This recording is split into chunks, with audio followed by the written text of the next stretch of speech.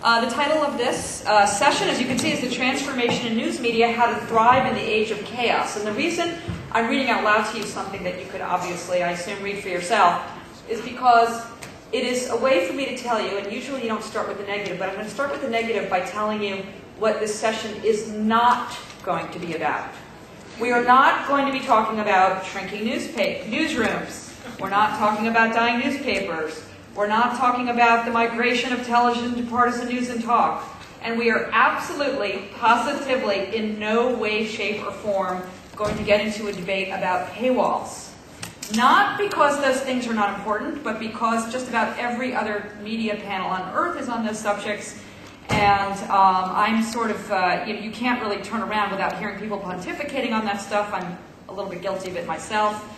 But we're going to take a reprieve today and talk about what is working.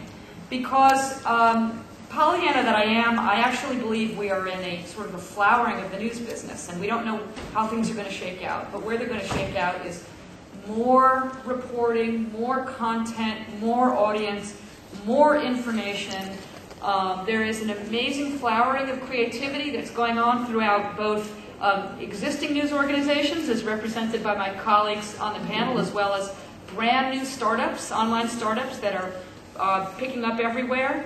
And in the words of my personal media guru, Clay Shirky, when he wrote about what will replace the current business model for news, first he said, of course, I don't know, which is really the only answer that anybody can, truthful answer that anybody can give.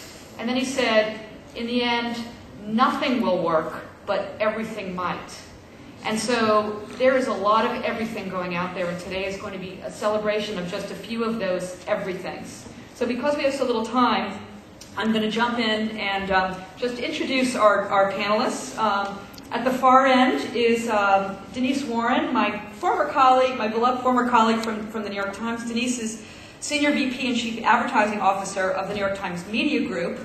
And in that capacity, she's responsible for advertising sales for the New York Times newsroom, the New York Times magazine, website, nytimes.com, and the International Herald Tribune. She is also the general manager of nytimes.com, and she's responsible for the day-to-day business and operations of that spectacular, if I might add, website. She's also currently leading the strategic effort to explore alternative business models for the site. In other words, the stuff that we're not going to talk about today.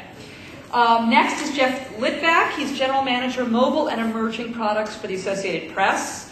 His business is identifying and assessing new market and product opportunities for the AP worldwide. Under Jeff's leadership, and I think he's going to talk a little bit about that today, the AP's produced the AP Mobile News Network, the very first iPhone news application, however, certainly not the last. Next is Casey Estenson from another one of my alma maters, CNN. Casey is Senior Vice President and General Manager of CNN.com. He oversees all aspects of CNN.com before he joined CNN just about a year ago, right, Casey? He was Vice President of Digital Media for Disney ABC Cable Networks, where he oversaw digital media businesses for Disney's cable networks. And last but not least is a list for the Q&A, and I've actually asked the panelists to prepare just a very brief, I mean brief, this is not going to be Presentation City, case study representing a couple of those areas. One area is revenue opportunities on new platforms. The second is revenue opportunities based on new locations, geographic locations, which is an interesting model. And the third is the kinds of, and a way sort of most interesting and not talked about as much as it should be, is cultural change within organizations, what they need to do to succeed. So I'm going to go back to the beginning, though, and talk about new platforms. And I'm going to ask Jeff, let's start with you. You have a case study to talk to us about how the news industry came together in working on the iPhone app. So go ahead. Correct. Oh, sorry. Not doing one of my very vital roles here. Okay. Great. So thank you all. What I want to talk about today is a couple of the changes. The news industry is experiencing a lot of change. With that change, we have to kind of take a new perspective. For those of you who don't know the Associated Press, it's been around for 163 years. We represent over 1,500 newspapers and 15,000 plus broadcasters, both radio and television. And what we've begun to discover is that there's a new world for us out there today. We've kind of been out there on our own, each kind of paper doing their own thing, broadcast doing their own thing. And we see now a different world, a world of aggregation, a world where we can work together and establish new positions on new platforms. And by doing so, we'll create new revenue opportunities and make it easier as well for advertisers to reach out to what one of the things they look for very often is obviously scale and targetability. By working together, we can do that. The first of those opportunities that we looked at was actually AP Mobile. We looked at the iPhone. The iPhone had come out, and for those of you who remember when it came out about almost 2 years ago, a little over 2 years ago now, it came out and there was a button for stocks, and there was a button for weather, but there was nothing for news. Why was that? News is one of the hottest things happening out there. The latest statistic I saw the other day was that only about 10% of all apps that are downloaded are actually being used. And when you look at what is the highest usage, it's actually, the three highest are going to be the Facebook, social medias of the world, weather, and news. News is actually right now on the top, at least according to one study. So we set out to become the news button, and we worked together. We now have over 1,100 U.S. newspapers and broadcasts participating together. What we've been able to do is basically create a local footprint, a national footprint to local news. And what that means for the consumer is one portal, one place to get all the news that they want. And we're at the earliest of stages, frankly, from this perspective, on both from a revenue perspective and also from a content perspective.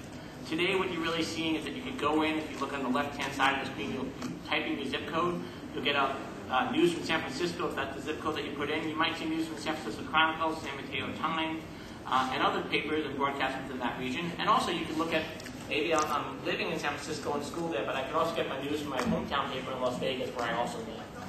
And you can combine all that. The next phase of where we're going with all of this is really combining not just individual papers, but take the game last night. Amazing game. What if you could get the perspectives leading up to that, both from the Philadelphia Inquirer, as well as from the New York Post and the New York Times, all within one application, all right next to each other, giving you multiple viewpoints about what's happening with the players ahead of time, where they're going, what the different thoughts are, different insight into the locker rooms and what's happening there. That's the direction that we're moving ahead. It's a very exciting direction overall. Interesting, another area that we're kind of going on a similar route. Actually, before I move on from this, another way that we're changing is today we made an announcement I should actually talk about. AP Mobile started to become the news button.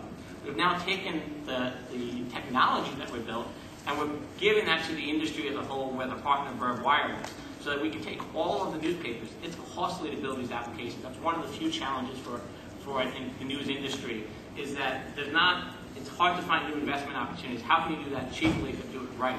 So we at the AP are taking the lead, taking that technology that we built and offering it back up to our members. What that means for advertisers is one platform. Working with Verve Wireless is you'll have one platform from which you can buy both national and hyper-local, and we think that's a very exciting opportunity. Separately, very quickly, I'm just going to talk about the AP Winter Games. This is another similar opportunity. In the past, if you look at kind of the top Winter Games sites, they've actually been Yahoo and NBC, which is not a surprise to most of us. But the local folks really have a really good trust and brand that the consumer relies upon. The problem is the AP traditionally has been kind of a pipe of news and information. We just kind of fed it out there and said, you have to figure out what to do with these assets. Well, now we're changing that around. We're going to take the assets that we have, put them together into a consumer-ready package. We have over 500 newspapers and broadcasters already signed up today, and that's growing. We're just at the beginning of this. And what we're offering up is for the local papers the ability to have that great content with the 300 plus reporters we have there, and we're offering up the advertisers to get national buys against local newspapers. So it's just an exciting time on how we're working together and changing the business models. And you would never have thought years ago that two competitors in the same offer would actually work together to produce one product. Jeff, thanks, Jeff. These products are free to the consumer, right? These products are free today to the consumer, correct? Okay, so you said today, so that was very purposefully inserted into the sentence. So why don't you talk to us a little bit about that? Well, yeah, we actually at the AP we've done a couple of paid apps and we've also done free apps. Our news applications today are free. We've done some tests to see what it would look like on a paid app. We did that with BlackBerry. Right now, we're focused on kind of building scale, getting the audience, and that's most important to us. We fundamentally, the problem, I think, on the mobile applications today for having a business model on paid is the fact that the infrastructure is not there. Right now, the only place you can really do that, and that's really as of only about a month ago when Apple announced the latest kind kind of updated where you can get a subscription model is on the iPhone. So if you look at the iPhone, I know we're all excited about it. We're great partners with Apple. We were the first to do push with them. We were the first iPhone app. But the truth is that a part of the market, you have to look at the whole market, and we built for the whole market. So you got to look at the Blackberries, you got to look at the Palms, you got to look at the Nokia, Samsung, LG, etc. And they're not ready yet. You cannot do subscription models there. So it's kind of hard for us to say, yeah, we're going to embrace the subscription model today because the infrastructure isn't there to do it. Can you imagine a scenario whereby these products can pay for themselves through advertising, or have you considered other revenue streams? I think these products can definitely pay for themselves through advertising. With the key to that is obviously targeting. We at the get-go get information about every user who uses every user who downloads the app. They're registered users. We get information about demographic information, and most importantly, we get where they're from and what they're looking at. We know their primary zip code, so we can specifically target on a local basis. And one of the key changes for us is having the local market sell.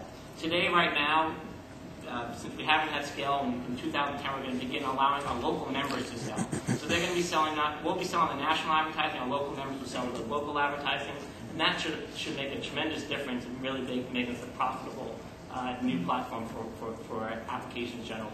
Are those products profitable today? Not yet today. The paid ones are all profitable. That's the interesting thing, is that our paid apps have all been profitable. The latest one being our style book. That got profitable within 3 weeks. We had positive ROI.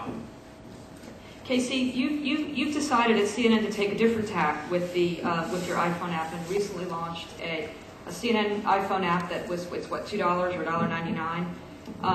And in addition, you've also relaunched your website. So you're obviously working on multiple fronts. Why don't you just talk a little bit about those business models?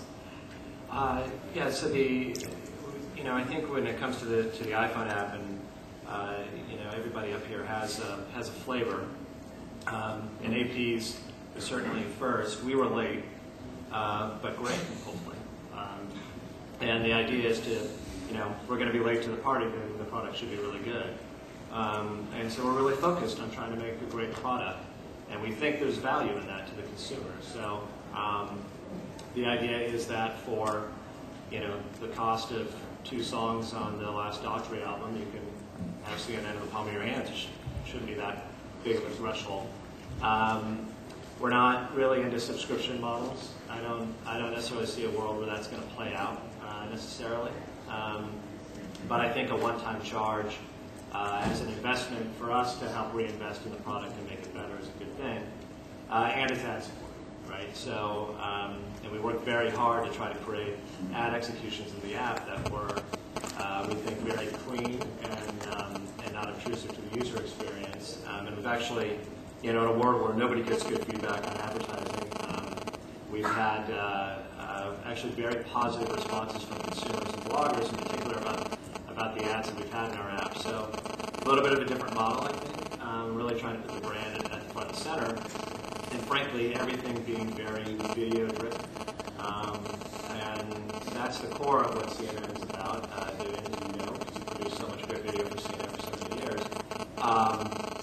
So the redesign of the site and the structure of the app are akin to each other. It's sort of a consistency of experience between both of these things, being very much, journalism at the center, but journalism is reflected through great photography, great video, and great articles. So trying to bring all 3 of those things, and then I think to your experience at NPR, probably bringing audio into the mix as well, which is probably a piece of our app that I'd like to see us expand into a bit more, is to have an audio component as well. And so what we've done in our redesign and what we've done on the phone are very much akin to each other. We released a certain number of features in our iPhone app that we didn't have on our site, like personalization and local. What's interesting about local is that it's going to be incredibly important to all of us. I think hyper-local and neighborhood-based news in particular is right around the corner, and nobody's cracked that open. And so what we're trying to do is give you international, national, through the 1,000 affiliates that CNN has, city level, and then through a combination of aggregation and cross-linking, hyper-local. And I'm not sure the proprietary platform is important there, because we're seeing that there's a lot of services out there that can provide you with, I think, as high of a quality of experience and as high of a quality of journalism at the local level. And so we're sort of looking at partnerships in that space as opposed to direct relationships with wire services. Well, certainly, I agree with you. Local is sort of the new black for all of us. The one thing is, through many attempts, continuing attempts, though, no one I think that I'm aware of has ever really been able to figure out how to, has not discovered a sustainable business model for local, hyper-local, or neighborhood level services. What do you see as a way to, what do you think about that, and how are you guys going to crack that open? I think the same thing has been said about mobile for a long time. It's just a matter of the market catching up with the technology and the platforms. And these local businesses are in the process of transforming themselves. I mean, I think probably 5 years ago, a local business setting up a website was a big endeavor. Now it's very simple to do. So it will catch up, right? And as it does, those of us who are on this panel, I think need to be there. If not, then we'll be boxed out like we have been in other parts of our business by others. Denise, I want to turn to you for a second. I know there's something else we're going to talk about that we've talked about you presenting in terms of cultural change. But before we leave the subject of local, obviously the New York Times is making a play, and now, as is the Wall Street Journal apparently, at least what I read this morning or yesterday, to get into the local news service in New York Times newspaper in print and online, although in a different model. Do you want to talk to us a little bit about what the strategy is for your announcements in San Francisco and Chicago? Well, the San Francisco and Chicago announcements are predominantly really an extension of our national expansion strategy in print. They're really not online necessarily strategies. So we've got distribution, as you all know, in national markets throughout the United States, and the idea is to provide an even better reading experience for our audience in those marketplaces, to augment the content, our national and international content with some form of local content. So that's really the idea. It's about retention and creating even better user experience for the content with the audiences that are already there. Could you see? I understand it's predominantly a print and circulation play. Yeah. Could you see that extended? Potentially. We do have some other experiments, as you all know, actually, because I think they might have gotten started when you were still at the Times. But we've got experiments in the process of creating journalism, and actually that's really what I want to talk about. Just go. You can even more. So let me just finish this thought, and then I'll move on. But so we've had these experiments running for a couple of months in a couple of different local markets in the New York area about how can we get quality local content on the New York Times. It's not how we're really organized to sort of report on micro communities. It's just not what the New York Times is set up to do. So how do we do that? So there's a couple of experiments. So yes, to your point, it could definitely be something that's digital. But I guess what I wanted to transition to is the following. When we talk about transformation or innovation, we often jump right to the product. Right. So I'm going to set this up first, and then I'll show it to you. We often talk about product innovation. But I really fundamentally believe you can't have product innovation without process innovation. And when I think of Apple, I think, of course you think of an iPhone and all these great products, but what did they do in their process that was so different? And we could debate what it is, but I think one of the things that's instructive is how they brought design in the forefront of the process. Just something to think about. So at the Times, what we've been really doing to transform our business is transforming our process. And this started several years ago when we integrated our print and online newsrooms and advertising sales force. And the idea there was we're one brand, the customer wants one brand experience, and we had a scale. At the time, we had a scale in the legacy print business that we didn't have in the digital business, and it just seems strange not to take advantage of the 1,200 journalists who are reporting on news and information in the print product, and what could they do online. So what I want to show you is what I'm calling integration 2.0, which is really the process of infusing technology. And I think we're all talking about that, but the process of infusing technology into our storytelling process. Because I am really excited by the outcomes that this is producing and the kind of storytelling that it's leading to, and that I do believe will lead to deeper engagement with our audiences, and that's ultimately, at the end of the day, what we're fighting for is the consumer's attention. So let me, if I can, just show you what we're talking about here.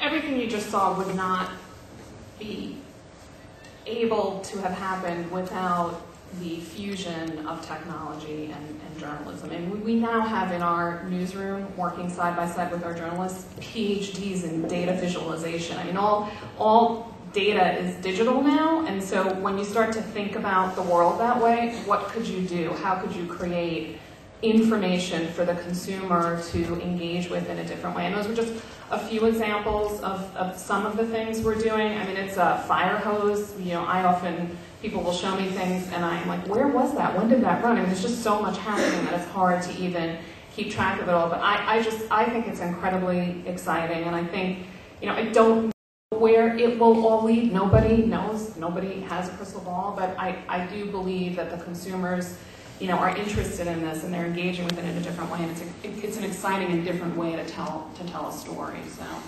Denise, how is this?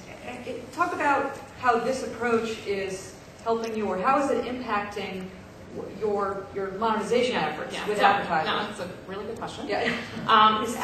Well, one of the things we're doing is we're showing this to people, and it just showing it to advertisers. Because remember the comment I said before, we all experience our particular websites or products in a very unique way, right? Many of you are familiar with the Times and you spend a lot of time on it. You may or may not have seen some of the stuff I just showed. So part of it is just organizing it all and showing it to our advertising customers, and making sure that they understand that we're approaching the marketplace this way, and really trying to collaborate with them. It's really honestly back to the point about transforming the process, trying to transform the advertising sales process, which is no easy feat, I am the first one to admit, because, you know, some of what we're doing is outside of the ordinary process that's been set up for buying and selling advertising. So this stuff demands much longer lead times. It's a much deeper involvement and engagement and discussion to create, you know, a companion advertising piece that goes along with the kind of stuff you just saw. But we're doing it. I mean, there was one example out there, and it was very hard to see, of a new product called Times Wire, which is essentially, you know, more or less a wire service. Doesn't sound completely groundbreaking. There's many of them, obviously, in the marketplace. But it's new for the New York Times, and, you know, we had an advertiser shown up there, UPS, who wanted to be associated with that kind of messaging. We have a product called Times People, and Cisco wanted to sponsor that because Times People is a social product, and it's all about the human connection, and that's what Cisco's message was. So there are definitely ways. I think right now it's mostly sponsorship models that seem to be emerging as the primary way to monetize, but I think that we're just in the early innings of this, and you know, who knows what it's going to lead to. How do you imagine that might evolve? Because as you said, right now this is mostly about branding for the advertiser. It's a brand association with something cool, something innovative. Right. You can see the appeal, but you can also imagine how, you know, that might begin to wane. How might you imagine these kinds of, how the advertiser might interact, so to speak, with these interactive graphics and new forms of reporting that you're doing, so that it's a more integrated experience for the advertiser?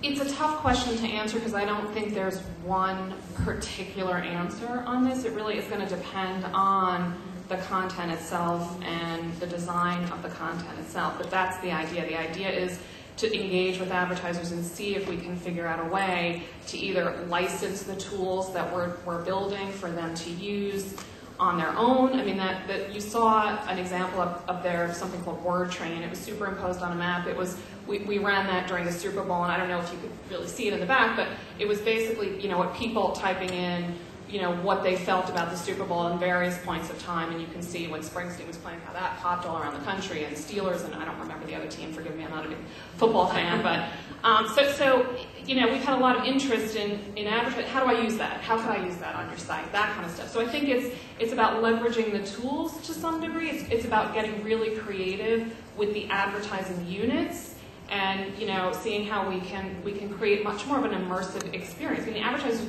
looking to capture the same eyeballs from the reader that we're looking to capture. So how do you marry those two in a way? And again, I don't have a perfect answer here. It's a bit of art and a bit of science.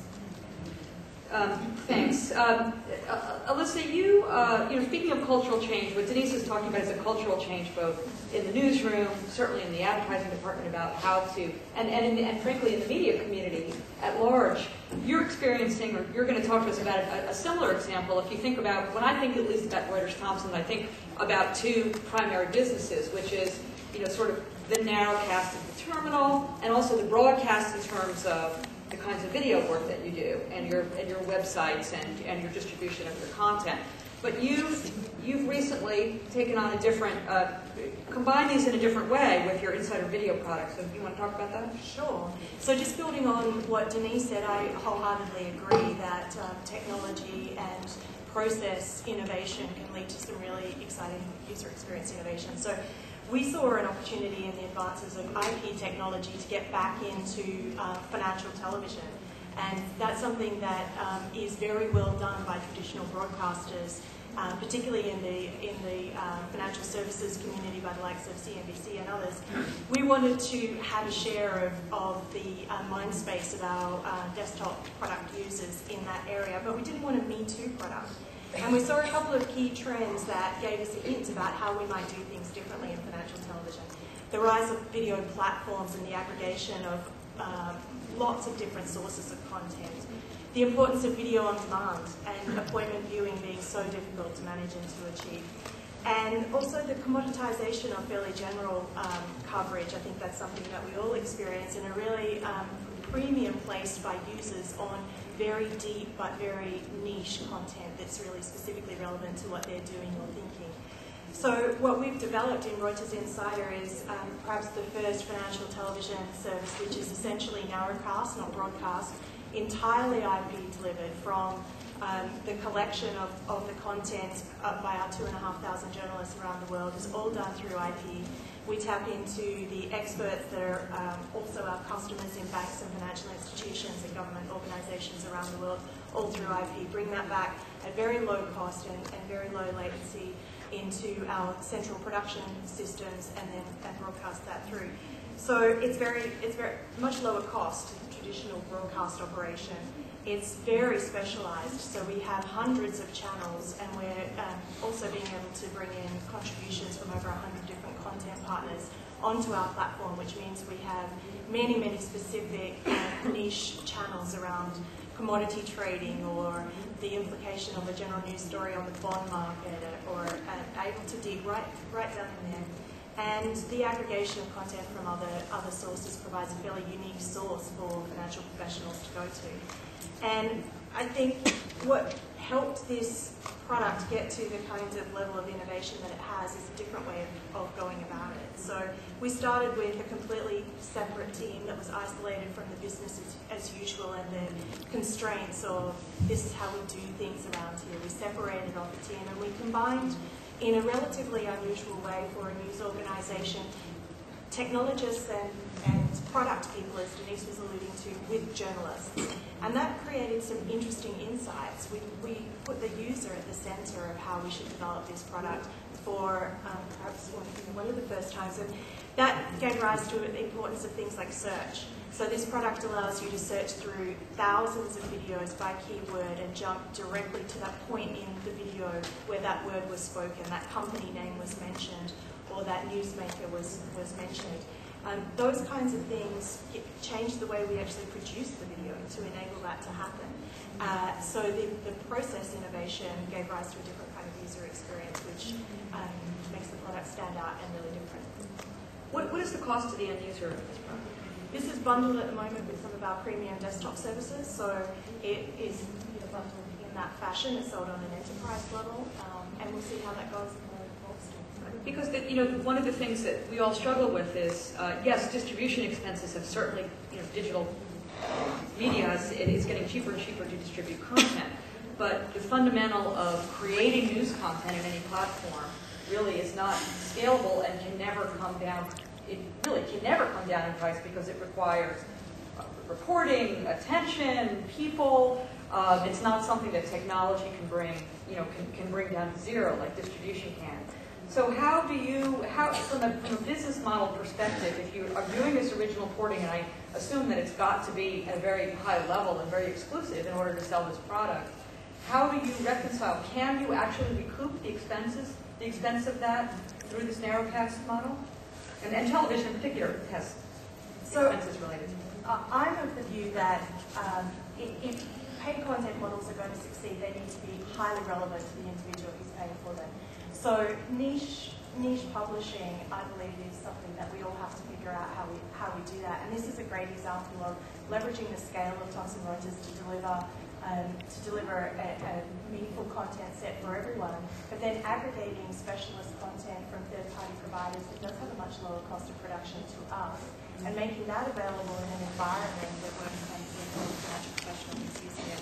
So in that way, we're trying to strike the balance between the cost of production with the value that the user wants, which is highly targeted niche content in their specific vertical. One thing when I think about cultural change in the industry, and the panelists have all mentioned really good examples of those, one of the things that's been my observation is a lot of the cultural change has been a rethinking of partnership. I mean, there was a time not very long ago when most of us in our various news organizations, considered other news organizations. I mean, AP and Reuters is a slightly different situation, obviously, but in terms of brands like the New York Times and CNN, as other news organizations as potentially the competition. Of course, I'm not suggesting that's disappeared entirely, but I've noticed a new thinking or a new approach towards partnership, perhaps fueled by the difficult economy, and I wonder if any of the panelists would like to speak about how you've been rethinking the nature of partnering with other organizations, not just technology organizations.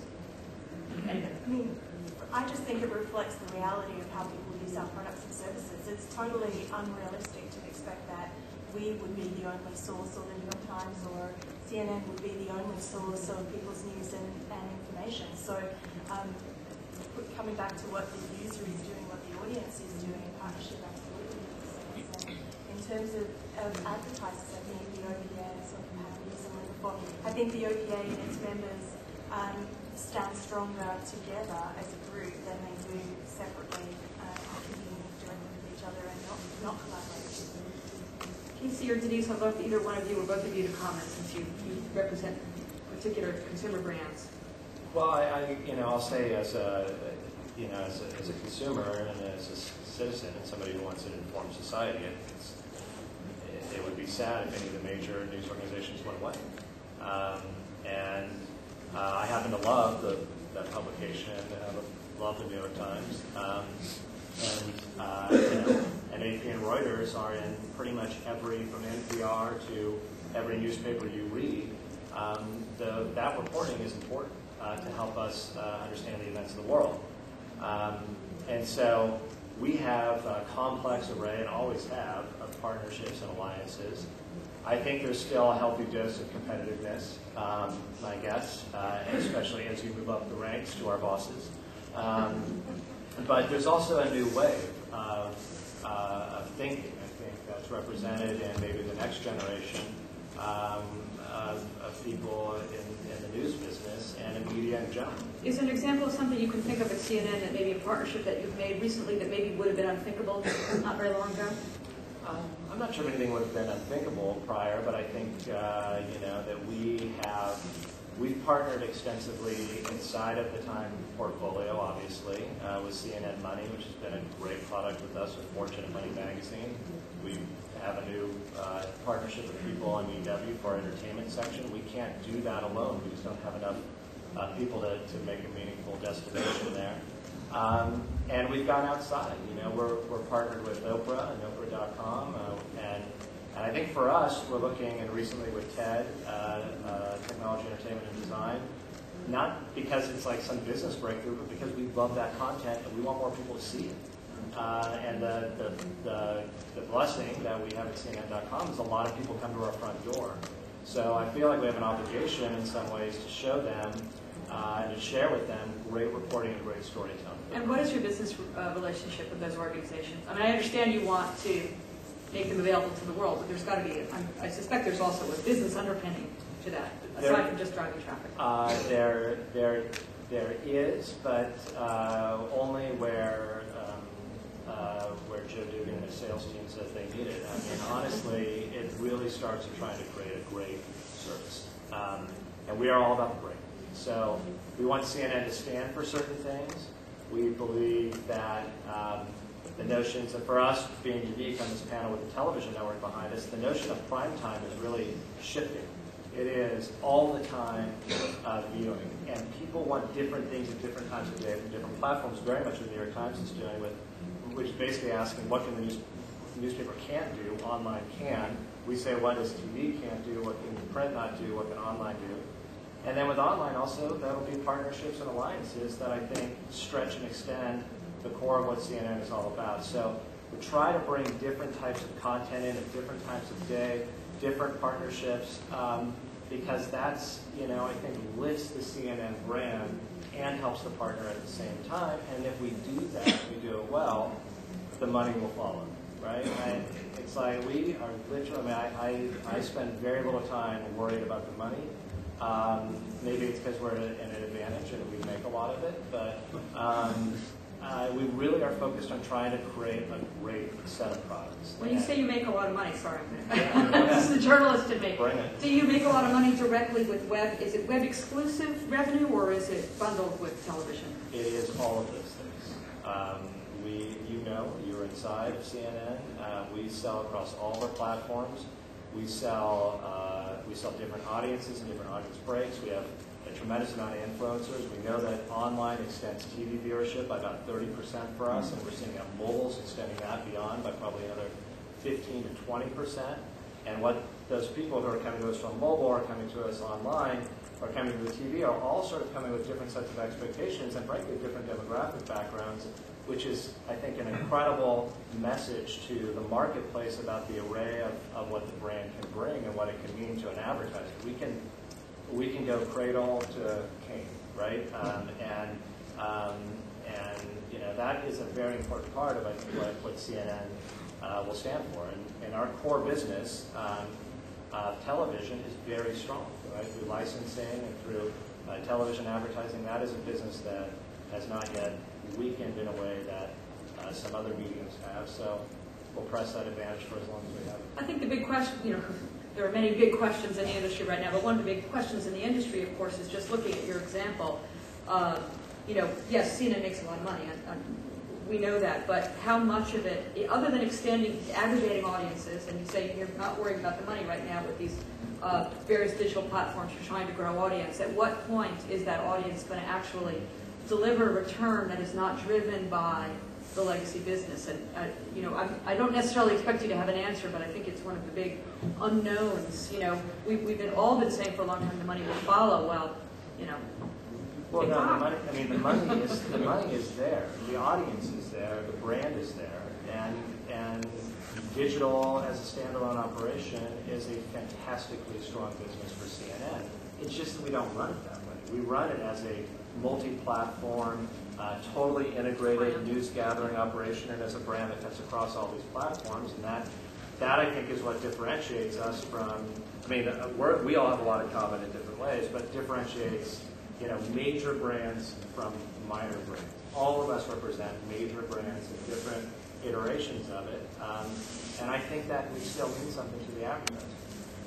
Denise, we sort of got off track because I was following the line of conversation. We were talking about partnership. Yeah. And listen, I think in this day and age, you have to be open to testing and learning on a lot of different fronts. And I think we are. I think we've always been open, and we're probably even more open. I think what makes a good partnership work is you have to have needs that have an equal exchange of value. And I think that's the reason why you don't see more partnerships. Not because people don't want to do it, but it's sort of like when you sit down at the table and you're having that conversation with a partner, what is it that you're going to give, what is it that I'm going to give, and how do we equate value? And I think that's sometimes very, very, very difficult, especially to the point that Casey made, because we are, to some degree, competitive or taken over, doing the same thing. So what is it that we want to get? Where's the value that I may that you may not? And I think that's what's really tough about partnerships. You can spend an awful lot of time on them. We have and we do, and I believe that we should continue to focus on them because they can be meaningful. I mean, you mentioned the San Francisco and Chicago experiments. Those are coming about because we're not doing that on our own. We're working with other folks. So, there is obviously, an opportunity to engage in a different way than we ever have before. So. We have just a very few minutes, and I wanted to just give really we'll have time for about 2 questions, so I want to give an opportunity right over here. Your point about the process, it seems like a lot of third parties spend a lot of time trying to extract meaningful information out of your content, whether it's aggregators trying to locate it in a place or other people trying to figure out what's going on so they can serve relevant ads. To what extent can you, in the process of creating and composing content, can you embed that information in a way that gives you an advantage in serving relevant ads against your content, rather than kind of creating a bubble, a journalistic bubble, and then trying to extract meaning after the fact? Really good question. It's obviously a critical capability of Thomson Reuters because the volume of content that we deal with and the number of audiences that we serve. Just for example, we acquired an Israeli-based company called Clear Forest, which provides a meta tagging and data knowledge base to provide intelligence around our content. And it's not just the context that apply or how individual pieces of content relate to each other, but the context in which they're surfaced. Which products, which audiences, which geographies, what is that person, getting down to what is that person actually doing? Are they stepping out of a taxi trying to read a news story, or are they sitting at a terminal at 8 o'clock in the morning drinking coffee? Or, trying to create the full context for that. And I would say it's an extremely high priority in our organization.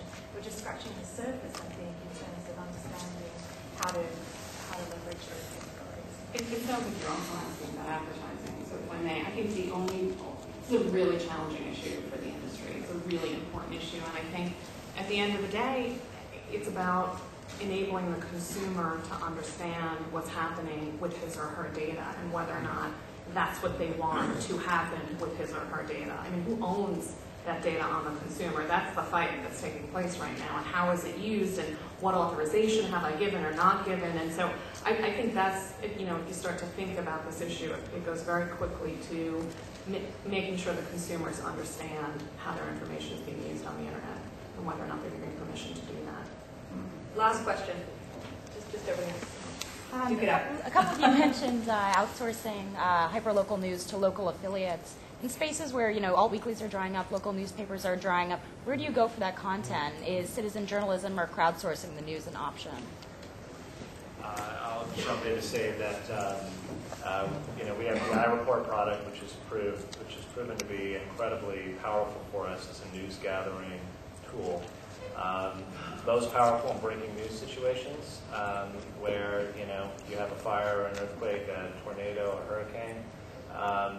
But increasingly as a platform for commentary, and again using that platform, CNN's platform, to allow the audience to share their point of view as well, which is probably a scarier frontier for many of us traditional journalists than others.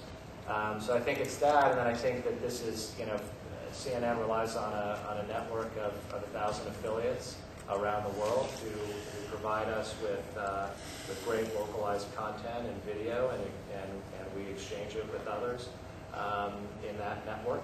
And I think adding, my guess is, you'll see all of us in our own flavors, adding in the independent publisher or producer or blogger, and trying to help create networks there, because just there hasn't been a great resource for the old bulletin board at the grocery store, right? Like who's doing that really well right now?